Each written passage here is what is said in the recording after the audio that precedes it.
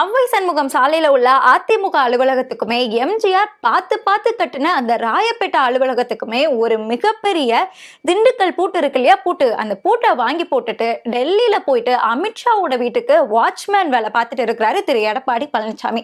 அதாவது சிபிஐ விசாரணைக்காக டெல்லிக்கு வாங்க அப்படின்னு சொல்லிக்கிட்டு சம்மன் அனுப்புவாங்க இல்லையா, அதே மாதிரி இந்த தொகுதி பங்கீடு பேச்சுவார்த்தையெல்லாம் கொஞ்சம் பேசி முடிக்க வேண்டியது இருக்குப்பா, டெல்லிக்கு வந்துட்டு போங்க அப்படின்னு சொல்லிட்டு எடப்பாடி பழனிசாமிக்கு திரு அமித்ஷா அவர்கள் ஏதாவது சம்மன் அனுப்பியிருப்பாரா என்ன அப்படின்னு தெரியல. கடந்த 3 மாசத்துல மட்டுமே 3 தடவை டெல்லிக்கு போயிட்டு வந்துட்டாரு. அதுல ஒரு தடவை கர்ச்சீஃபை வச்சு மூடிட்டு வேற போயிட்டு வந்துட்டாரு.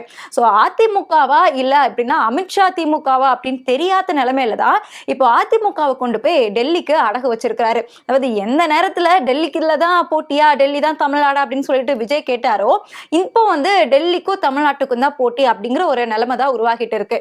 இப்படி டெல்லியில போயிட்டு கட்சியை அடகு வச்சது மட்டும் இல்லாம அதை ஏன் வச்ச அப்படிங்கிறது ஒரு விளக்கமுமே கொடுத்திருக்கிறாரு எடப்பாடி பழனிசாமி.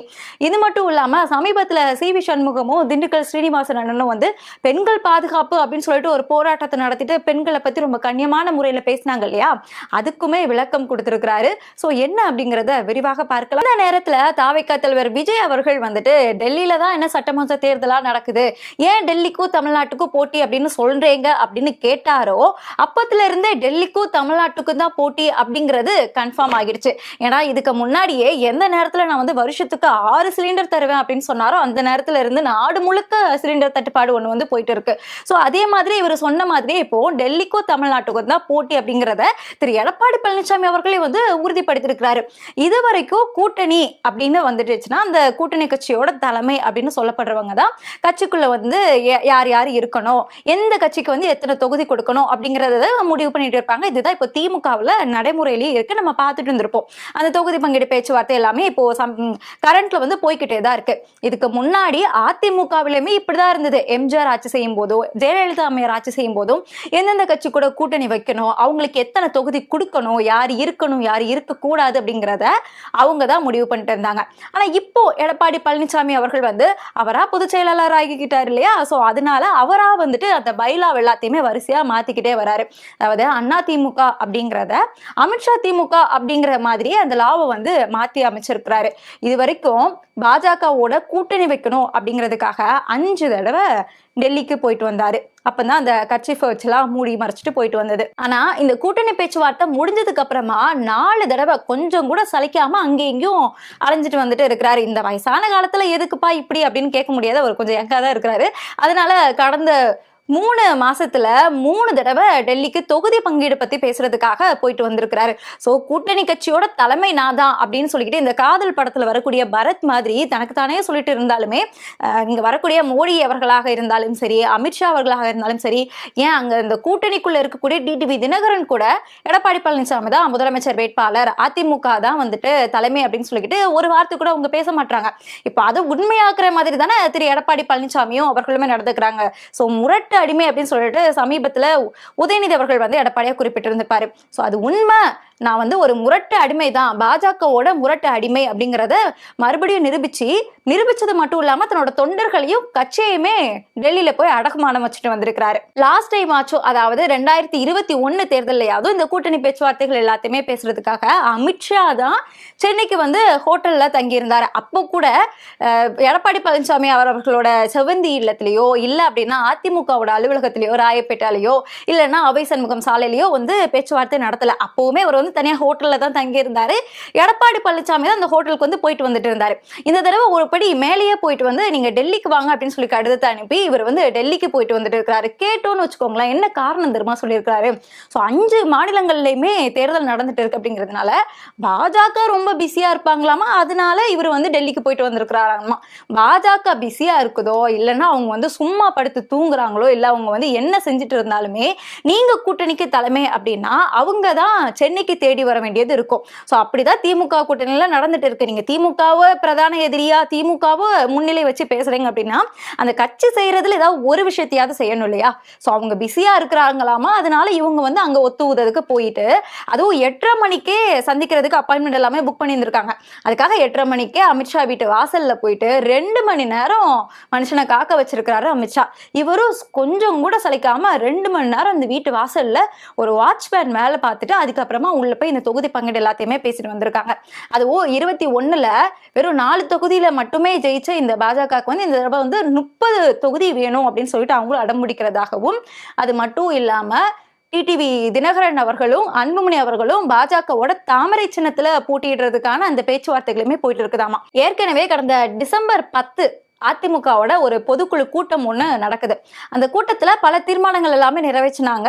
அதுல முக்கியமான தீர்மானம் வந்து 2வது தீர்மானம் என்னன்னா, இந்த கூட்டணிக்கு அதிமுக தான் தலைமை அப்படிங்கிறது தான். அது மட்டும் இல்லாம இந்த கூட்டணியில இருக்கக்கூடிய அந்த கட்சிகள் பத்தின எந்த ஒரு முடிவா இருந்தாலுமே அது வந்து புரட்சி தமிழர் எடப்பாடி அவர்கள் தான் முடிவு எடுப்பாரு அப்படிங்கிறது தான் அந்த 2வது தீர்மானம். இந்த தீர்மானத்தை நிறைவேற்றி 1 மாசம் கூட ஆகல. அதுக்குள்ள டிடிவி தினகரன் அவர்கள் வந்து பாஜகவோட தொகுதி பங்கீடு பேச்சுவார்த்தைக்காக தமிழகத்துக்கு வந்து பியூஷ் கோயல் அவர்களோட முன்னிலையில அதிமுகவில போய் இணைகிறாரு. அப்போ கூட்டணியில இணைகிறவங்களே அதிமுக தான் தலைமை அப்படின்னு ஒத்துக்காத்த ஒரு நிலைமையில தான் அதிமுக இருந்துட்டு இருக்கு. அது மட்டும் இல்லாம அந்த தீர்மானத்துல இன்னும் நீங்க ஒண்ணு நோட் பண்ணீங்க அப்படின்னா, எந்த ஒரு முடிவா இருந்தாலுமே திரு எடப்பாடி பழனிசாமி அவர்கள் தான் எடுப்பாரு அப்படிங்கிறது தான் அந்த தீர்மானமே. ஆனா இப்போ என்ன நடந்துட்டு இருக்கு, எந்த ஒரு முடிவா இருந்தாலுமே எடப்பாடி பழனிசாமி அவர்கள் எடுத்துட்டு டெல்லிக்கு போவாரு. அங்க போய் அமித்ஷா அவர்கள் வந்து முடிவெடுப்பாரு. இது வரைக்கும் அதிமுக ஆட்சியில இருக்கும்போது அந்த அரசு வேலைகள்ல மட்டும்தான் அமித்ஷா அவர்கள் வந்து தலையிட்டு இருந்தாரு. உட்கட்சி விவகாரத்துல வந்து நான் தலையிட மாட்டேன் அப்படின்னு அவரே வாய் திறந்து சொன்னாரு. ஆனா இப்போ என்ன அப்படின்னா, உட்கட்சி விவகாரத்திலுமே அமித்ஷா அவர்கள் தலையிட ஆரம்பிச்சிருக்கிறாரு. குறிப்பா சொல்ல போனோம் அப்படின்னா, அதிமுக அப்படிங்கிற ஒரு கட்சியை இருக்கக்கூடாது அப்படிங்கறதுல ரொம்ப ஸ்ட்ராங்கா வேலை பார்த்துட்டு இருக்கு பாஜக. அவங்களோட அந்த பிளானை நான் நிறைவேற்றி தரேன், நீங்க ஏன்பா கஷ்டப்பட்டுட்டு இருக்கீங்க, உங்களுக்கு என்ன தமிழ்நாட்டுக்குள்ள கால் வைக்கணும், தமிழ்நாட்டுல இப்படி ஒரு கட்சியே இருக்கக்கூடாது, திமுக வெர்சஸ் பாஜக அப்படிங்கிறது தானே உங்களோட ஆசையா இருந்துட்டு இருக்கு. நீங்க வந்து 20 ஸ்டேட்டை கைக்குள்ள வச்சிருக்கிறீங்க, ஆனா இந்த தமிழ்நாடு மட்டும் உங்க கண்ட்ரோல்லயே வராம அவுட் ஆஃப் கண்ட்ரோலாவே இருக்கிறேன். இதுக்கு ஒரு முடிவு வந்து நானே சொல்றேன், நீங்களாம் ரொம்பலாம் அலையாதீங்க, நானே டெல்லிக்கு வரேன், டெல்லிக்கு வந்து நானே வந்து உங்களை வந்து வளர்த்து விடுறேன், நானே எனக்கு என்ன நானே அழிச்சுக்குவேன், அதாவது எனக்கு அந்த சீட்டு தான் முக்கியம், அந்த சீட்டுக்காக நான் யாரை வேணா அழிப்பேன் அப்படின்னு இருந்தவர் இன்னைக்கு வந்து அவரோட கட்சியை அடகுமானம் வச்சு தன்னைத்தானே அழிக்கக்கூடிய நிலைமைக்கு வந்து உருவாகிக்கிறாரு அப்படின்னு தான் அதிமுகவோட ரொம்ப யதார்த்தமான பரிதாபமான நிலைமையா இருக்கு. இவ்வளவு தூரம் டெல்லியை பார்த்து பயப்படுறாங்க அப்படின்னா அதுல வந்து ஒரு காரியம் இருக்கு. அவங்க கிட்ட சிபிஐ இருக்கு, சரி அவங்க கிட்ட வந்து அமலாக்கத்துறை இருக்கு, அதனால அவர் வந்து பயப்படுறாரு அப்படின்னு கூட எடுத்துக்கிட்டோம் அப்படின்னா, தன்னோட சொந்த கட்சியில இருக்கக்கூடிய நிர்வாகிகளுக்கு எதுக்காக இவ்வளவு ஒத்து ஊதிட்டு இருக்கிறாரு அப்படிங்கிறது சத்தியமா தெரியல. சமீபத்துல சி வி சண்முகம் அவர்களும் திண்டுக்கல் ஸ்ரீனிவாசன் அவர்களும் பெண்களுக்கு பாதுகாப்பே இல்லை அப்படின்னு ஒரு போராட்டத்தை போட்டு ஆளாளுக்கு அவங்களுக்கு ஏத்த மாதிரியான ஒரு வகையில வந்து அவங்கவுங்க பாணிலேயே வந்துட்டு அவங்களால என்ன செய்ய முடியுமோ என்ன சொல்ல முடியுமோ பெண்களை பத்தி அவ்வளவு அவதூறுகளை வந்து பரப்பியிருந்தாங்க. குறிப்பா சி வி சண்முகம் அவர்கள் வந்து நயன்தாரா வேணும் அப்படின்னு கேட்டுட்டு அதுக்கப்புறம் உடனே வந்து மன்னிப்பு கேட்டிருந்தாரு. திண்டுக்கல் ஸ்ரீனிவாசன் அவர்கள் வந்து அவர் பேசினது ஒரு தப்பு அப்படின்னு கூட உணராம இன்னுமே ஜாலியா ஹாயா தான் சுத்திட்டு இருக்கிறாரு.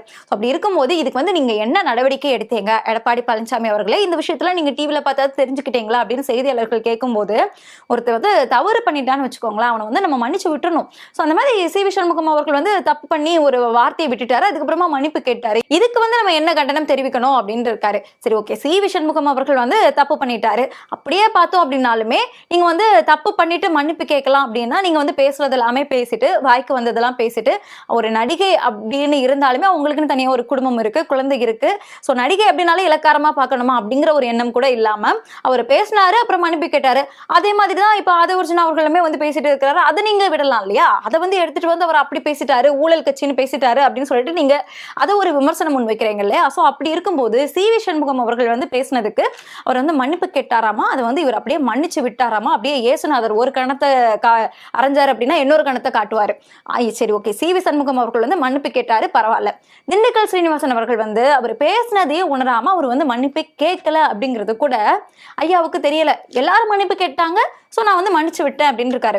ஸோ தன்னோட சொந்த கட்சிக்காரங்க வந்து என்ன பேசுறாங்க, என்ன செய்யறாங்க, கட்சிக்குள்ள என்ன நடந்துட்டு இருக்கு, கூட இருக்கக்கூடிய கூட்டணி கட்சிகள் எல்லாமே நம்மளை மதிக்கிறாங்களா? சமீபத்தில் ஒரு பொதுக்கூட்டம் நடக்குது என்டிஏவோடது, அதில் எடப்பாடி பழனிசாமி அவர்களோட போட்டோவே இல்லை. இதுக்கு முன்னாடி அண்ணா போட்டோவை எடுத்தாங்க, அதுக்கப்புறமா எம்ஜிஆர் போட்டோ எடுத்தாங்க, ஜெயலலிதா போட்டோ எடுத்தாங்க, இப்போ எடப்பாடி போட்டோவே எடுத்துட்டாங்க. ஸோ அதுக்கு கூட ஒரு கண்டனம் தெரிவிக்காதவர், தன்னோட சொந்த கட்சிக்காரங்க பேசுறதுக்கு ஒரு கண்டனம் தெரிவிக்காதவர், இது வரைக்கும் பியூஷ் கோயல் அவர்கள் தான் தமிழகத்துக்கு வரப்போறாரு, பேச்சுவார்த்தையெல்லாம் நடத்த போறாரு அப்படின்னு சொல்லப்பட்ட நிலைமையில அமித்ஷா அவர்கள் கூட்டாரு அப்படின்னு உடனே கிளம்பி போயிருந்திருக்கிறாரு. சோ அதுவுமே இல்லைங்க நீங்க தானே வரேன்னு சொன்னீங்க அப்படின்னு ஒரு கண்டனம் தெரிவிக்காதவர் இவரு என்டிஏ கூட்டணியோட தலைமையா இருந்து என்ன செய்ய போறாரு அப்படிங்கிற ஒரு எண்ணத்துலதான் இப்போ பாஜகவுமே இருக்கா, இல்ல கூட்டணி கட்சி தலைவர்களுமே இருக்கிறாங்களா, இல்ல மக்களுமே அந்த எண்ணத்துலதான் இருக்காங்களா அப்படிங்கிறது அவரோட நடவடிக்கையிலே கொஞ்சம் கொஞ்சமா தெரிய வந்துட்டு இருக்கு. ஸோ இன்னும் என்னென்ன கூத்தெல்லாம் பண்ண போறாரோ அப்படிங்கிறத பொறுத்திருந்து தெரிஞ்சுக்குவோம். இணைந்திருங்கள்.